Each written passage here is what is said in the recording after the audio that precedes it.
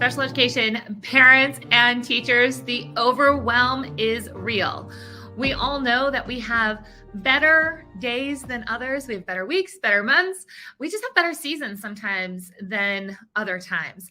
And the overwhelm can just get overwhelming, right?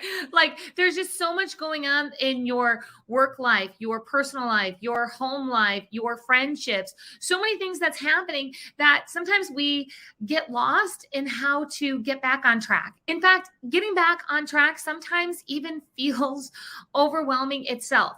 So being a single mom for almost a decade, then remarrying, blending my family, launching two daughters into the real world. You guys might have seen that I have sent my youngest daughter down to Florida, where my oldest daughter moved a few months ago. There's just been a lot going on. On top of that, we have the special education system that quite honestly is still a hot mess. It has been for a very long time. Of course, are just disasters that have happened in the world in the last 18 to 20 months have just put a magnifying glass on everything that was already struggling inside of the special education system. So there's just a lot that's happening. So I want to share with you 3 strategies that I use to conquer overwhelm throughout my personal life and throughout my work life. And I'm going to tell you where I failed. In the last 9 days, maybe, 9-10 days, I've had a lot that has happened and I got way off track. And I don't let myself get off track for too long, because when I realize it, I'm like, okay, it's time to get back on track. So I'm going to share with you 3 strategies that I use, what I did wrong, and how I'm going to fix and kind of course correct where I'm going. So again, this is for work. This is for personal. This is for yourself. Okay. This is something that you do for yourself. This is not about getting back on track so you can do all the things for everybody else. This is so you feel that you're having quality days, just quality that you're having, whatever those days look like for you. Because each of us has our own idea of what an ideal day is. And I'm not talking about the ideal day at the spa, okay? This is not a self-care, coaching session of like, take care of you. Now, we're going to stay in reality here. So I'm going to give you the first strategy that I love to use. I use this all the time. And it's making sure there are buffers in my day, in my calendar. And I know that you have appointment after appointment and you have responsibility after responsibilities, but let me tell you how you can put a buffer in your day. And yes, teachers, you can do this throughout your day too. Maybe not during every transition, but there are times that you can absolutely make this happen during your work day. You guys all can definitely make this happen during your personal day. So here's how I put buffers into my day. I was told once that I should always have space in between my appointments. So whenever I have Zoom calls or have meetings or I'm going somewhere, there should always be space. So this way, if something goes wrong, then, there's some leeway in there and I'm not rushing appointment to appointment. Well, that's great. And that's fantastic. But if you're anything like me, people are asking you all the time, like, hey, when can you do this? Or can you go here? Or what time are you available? And you look at your calendar and you're like, okay, so this appointment gets over at 3:30. So if I get in the car right away, then I can be there by 3:45. So we can make it a 4 o'clock appointment. So you know what? Why don't we just make it 4:15 just in case? You know what? That's still too close. That's too close of a point. What you need to do is look at that appointment that's over at 3:30 and say, you know what? This is 100% not going to be done until 3:45. And then you know what? I don't want to rush to my car. And I don't want to worry about getting stuck at the red light. And I don't want to worry about this next piece. And you know what? You don't say it out loud. You don't stand there with your phone, looking at your calendar, talking out loud to the person like, okay, well, this gets over at 3:30. So I can do that. No, always at minimum, add an extra 15 minutes to your end time at the calendar and then start kind of doing that backtracking of like, okay, if I need to be there and this is what needs to happen and this is how long it gets there. Always, always assume your appointments are going to end at a minimum 15 minutes. I will tell you, mine are 30 minutes. I need 30 minutes. Now, I know that sounds crazy, like 30 minutes in between appointments. That doesn't mean that it's always like, I took a 30-minute break. That's not what it is. Number one, my time relies on a lot of other people being on time. I'm sure yours does too, right? So I have to figure that not everybody is going to be on time or can be, on time. Sometimes there's just extenuating circumstances, right? Okay. The other thing is that gives me time to do things like that dreaded word self-care, like make another cup of coffee, make sure that I get up and I stretch and I move. Those are non-negotiables. Okay. It's non-negotiable to take care of yourself during the day, right? But I told you this is not a self-care coaching session. I promise it's not. If you put space in your day, you have time to think, to breathe, to move. So if you just from this point on are just like, every time I see an appointment that ends, I'm going to, on my calendar, I'm not going to consider that the end time. So let me tell you where this made the biggest difference for me. And hopefully you're going to see how this works. Okay. My family always wants to know, when am I going to be done with work? And I work at home. So it's kind of like they don't see me working, right? So they're like, oh, it doesn't look like you're working, so you're done, right? No, I'm not. So I used to look at my calendar and say, okay, my last appointment's done at 4. So if I take a few minutes to wrap up, and then if this, okay, this is when I can be available for the family.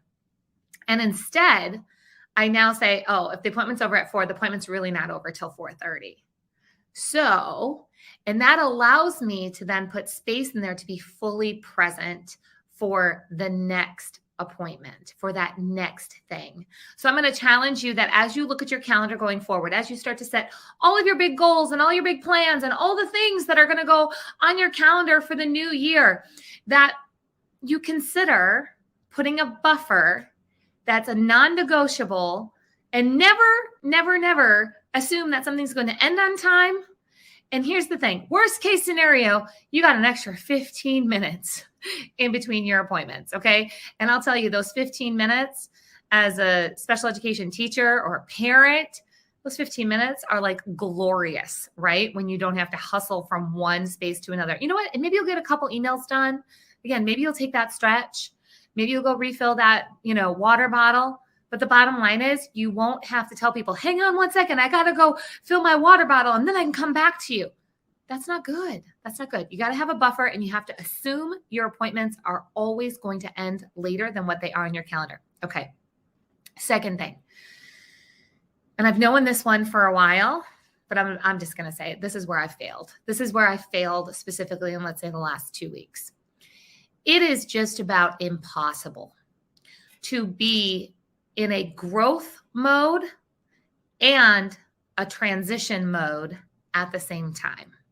So what that means is if you have a lot of transition things happening in your life, you have a lot of things that are changing, people coming and going, work responsibilities changing, different things changing for your child, different things that are happening, and you're continuing to try and be in growth mode, meaning it could be in work, you want to be in growth mode, or in personal life, you're like, I'm in growth mode. I need to add this goal, and I'm going to challenge myself here. And I'm going to be in all of these kind of growth mode activities while you're trying to stay like balanced on like, it feels like a teeter-totter. You're like, okay, like I'm back and forth. I'm growing. I'm fixing. I'm growing. I'm fixing. I'm growing. I'm fixing.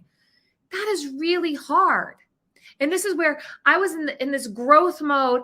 And then a lot of transitions just happened personally with my own children, a lot of things that I'm working on behind the scenes that are for growth mode for master IEP coach, but it requires a lot of transitioning, like tech tools, like just stuff behind the scenes that I'm doing. And I'm trying to grow and transition at the same time. And you know what? And then you get frustrated. You're like, I can't reach my goals.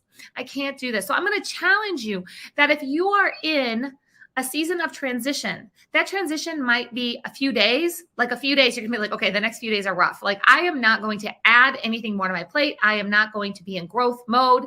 I am going to recognize that it's going to take all my energy over the next 2 days, 2 weeks, 2 months. It's going to take all of my energy to stabilize myself, my family, my work responsibilities, And that doesn't mean that we give up on things. That doesn't mean that if you're working on health goals, that's your excuse to go through the drive-through all the time. Okay.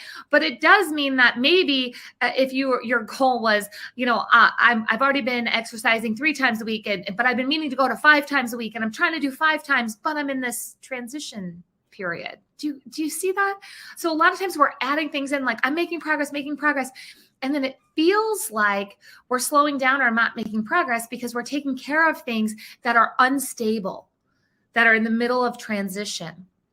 So I want you to recognize that if you're in one of those phases, that's it. That's what it is. It's a phase. It's a phase. And you can get back to the big goals, the big things, and all of those things.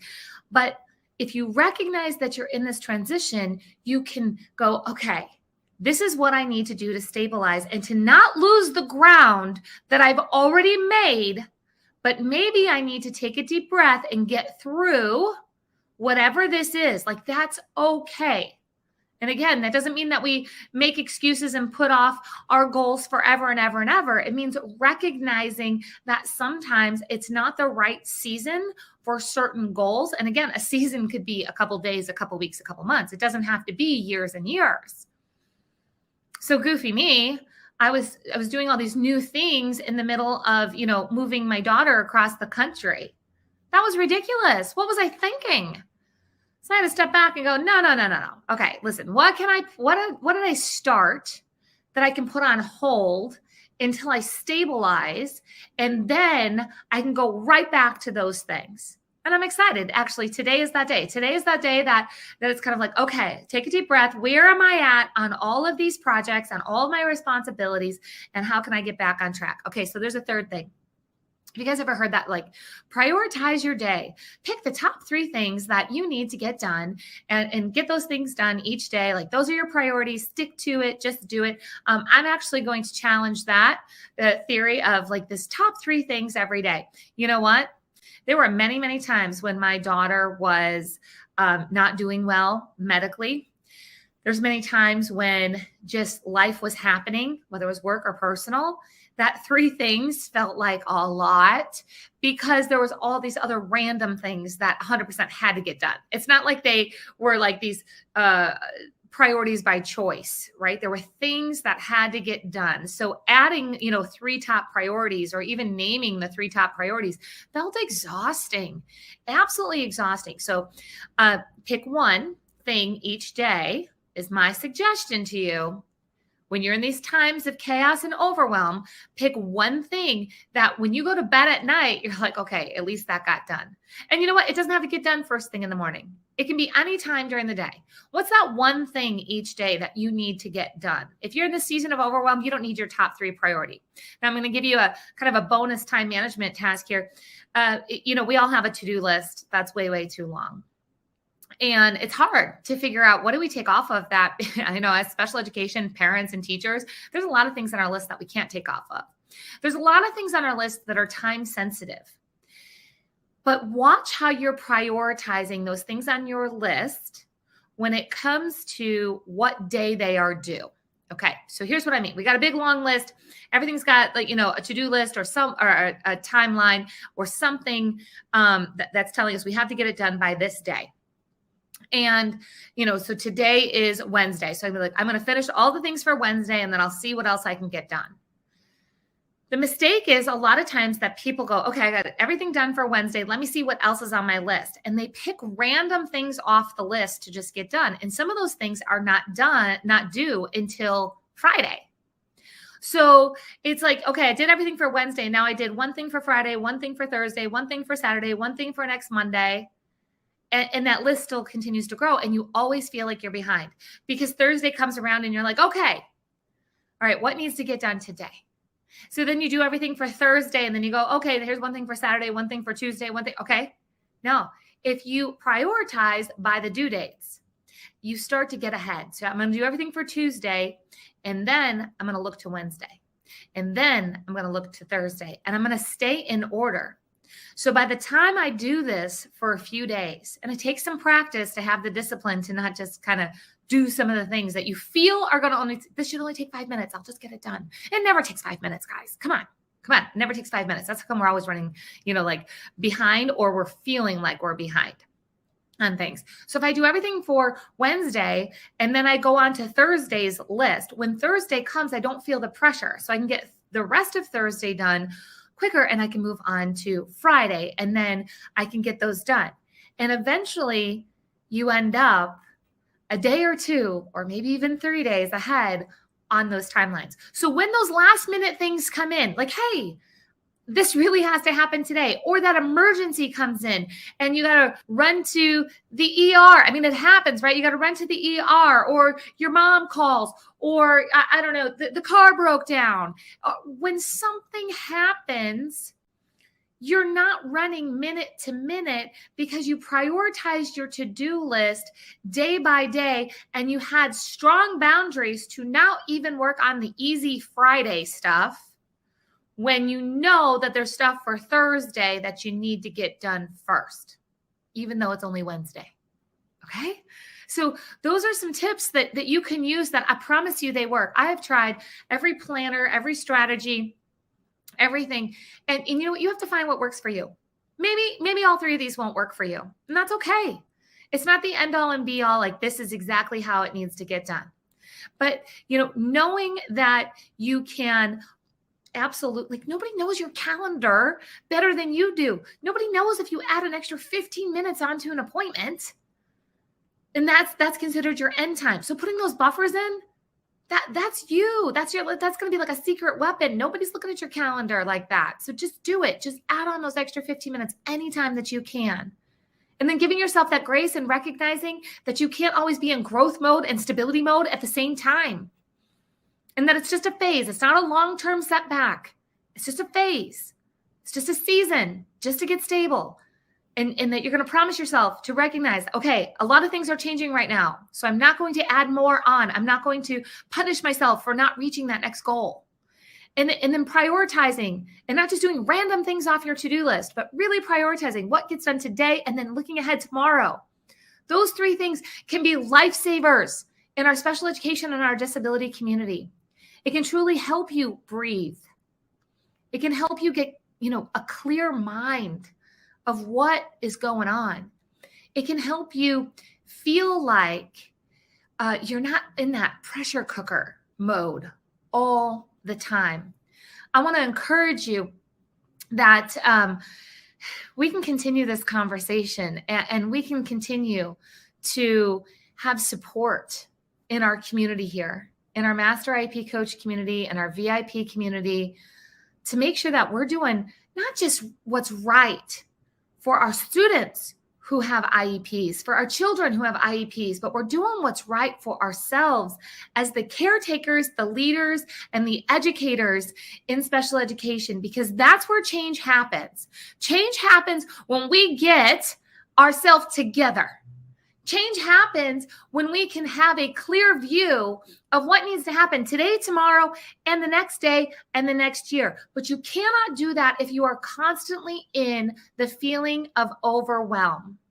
If you're ready to get surrounded by others who don't want to be overwhelmed anymore, they want better IEPs, they want a simpler process to get it done, they want to truly prepare every child for further education, employment, and independent living, you have two options to make that happen, all right? Number one is a VIP access to our Master IEP Coach Inner Circle. So if you are interested in simplifying the process for yourself, and you're tired of doing this alone, and you feel like you're on this island and nobody gets it, and you know that life could be better, but you can't, do this all by yourself anymore, that's a VIP. So you have to leave a comment wherever you're watching this, and to leave a comment and say VIP. If you are listening to this on the podcast, you can email hello@masteriepcoach.com and just say, I need the VIP information. All right. That'll get you into our VIP Inner Circle. But if you want to take this next level, if you're like, you know what, I want that change, and gosh darn it, I want to help others change too. I'm ready to be a leader in special education. I want to help myself at the IEP table, and I want to help others. I want to not only just make a difference for me and my children or my students that I impact, but I truly want to be a leader in this community. That's becoming a master IEP coach. And we have an amazing master IEP coach mentorship conference coming up in January. You need to put the word coach underneath wherever you're watching this, or email it to us. Email, say, hey, I need information on being a coach. I need into the mentorship, because not only am I ready to stop doing this by myself, but I want to do this to help others. I want to make change for myself, and I want to help others. Of course, too, if you are listening to this on the podcast, please hop over and leave a 5-star review on iTunes. It makes such a difference. Every time we get a review, it helps more parents and teachers find the strategies that they need to bring to the IEP table so they can help prepare every child for further education, employment, and independent living. I'll talk to you guys next time.